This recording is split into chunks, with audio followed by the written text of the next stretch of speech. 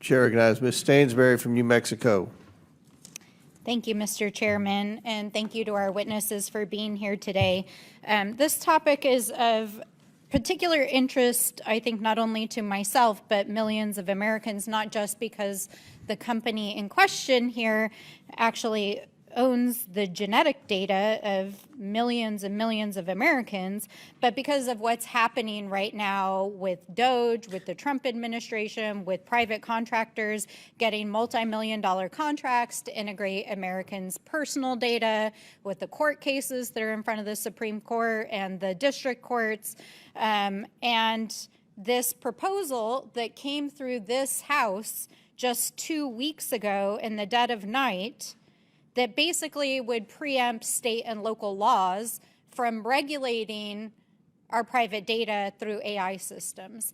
And so, I mean, it's hard to not sit here and listen to this conversation and not feel like we're living through a sci-fi movie, right? Like we've all seen this scary sci-fi movie before, that our private biological data, not me personally, I'm too much of a privacy freak to do these genetic tests myself, that a private company has our data, they experience bankruptcy, and now we have no federal regulatory system to protect that data, and we're concerned that foreign adversaries might purchase the company and thus the data.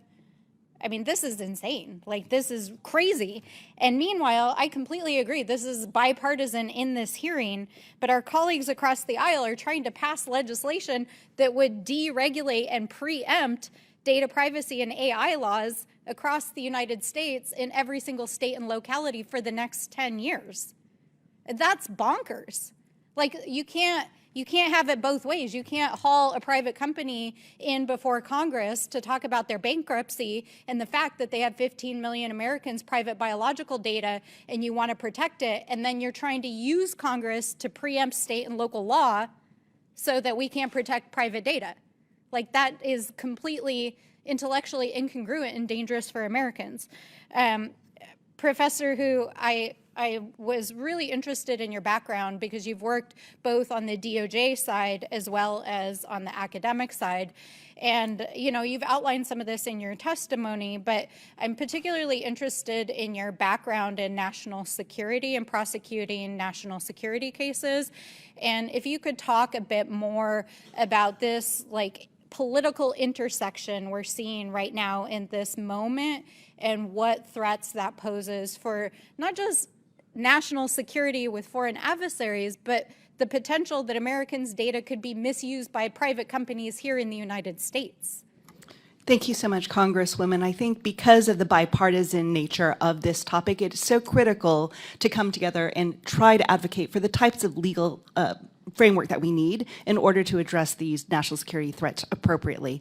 And I do believe that part of the issue right now is because in an absence of congressional legislation, we are asking these corporations to come in and fill that gap. And so we're asking of companies like 23andMe, you need to have the best data privacy, the best cybersecurity possible. But what about federal law that then mandates that instead of looking to industry standards? And I am very concerned about the moratorium and the idea that in the absence of federal law that regulates comprehensively AI systems, that we would ban and bar states and localities from going forward with their attempts to try to offer some type of meaningful safeguard on these types of technologies. And so thank you very much. I do think that this is so critical for there to be true bipartisanship for this national security issue.